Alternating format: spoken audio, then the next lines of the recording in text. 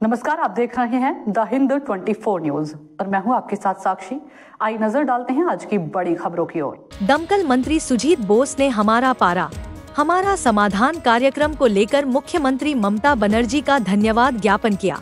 उन्होंने कहा कि यह योजना आम लोगों की समस्याओं के त्वरित समाधान के लिए एक बड़ा कदम है।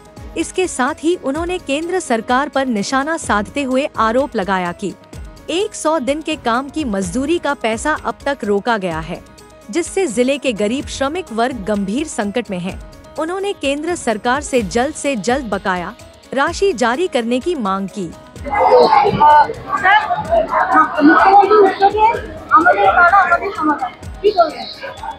এটা খুবই একটা ভালো অনুষ্ঠান, তার কারণ বলছি এর আগে আমরা দুয়ারে সরকার করেছি, সেখানে মানুষের সমস্যা মানুষরা পাড়ায় এসে তারা বলতে পেরেছে এবং পরবর্তী সময় তাদের কাজগুলো ইমপ্লিমেন্ট হয়েছে। ঠিক তেমনি আমাদের পাড়া আমাদের সমাধান এই প্রজেক্টের মূল লক্ষ্য এবং উদ্দেশ্য যেটা হচ্ছে, আপনি আপনার পাড়ার বুথে গিয়ে আপনার পাড়ার সমস্যার কথা আপনি বলতে পারেন এবং সেই কথাটা শোনা হবে, সেই কথাটা নোটেড হবে। সেই নোটেড হওয়ার পরে সেইটা 3 মাস পরে কমিটি আছে, তারা বসে মনে করে যদি এইটা প্রয়োজন, এই রাস্তাটা আরো 3 মাস সময় নিয়েছে, ফেব্রুয়ারি মাসের মধ্যে এই কাজটা সম্পূর্ণ।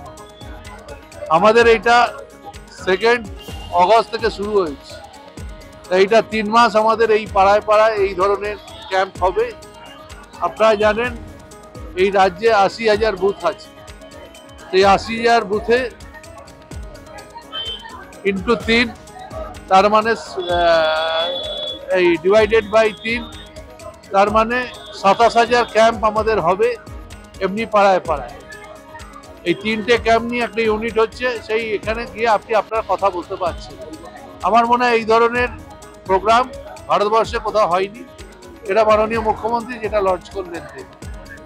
এবং আমরা এখানে এসে দেখতে পাচ্ছি বহু মানুষ, কারোর বাড়ির সামনে একটা ছোট কালভার্ট, কারোর বাড়ির সামনে একটা ছোট রাস্তা, কারোর বাড়ির সামনে একটু লাইট, সিসি ক্যামেরা, এই জিনিসগুলো কোথাও একটু জল জমে হয়তো, তারা সেটা লেখাচ্ছে এবং সেটা সমাধানের চেষ্টা আমরা সরকার করবে, তার প্রতিশ্রুতিও সরকার বলেছেন।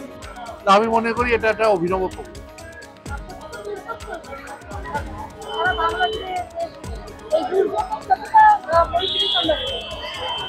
দুর্যোগ তো চলছে, দুর্যোগ দুভাবে দুর্যোগ, একটা বৃষ্টিপাত হচ্ছে আর একটা অন্য ধরনের দুর্যোগ যেটা আমাদের।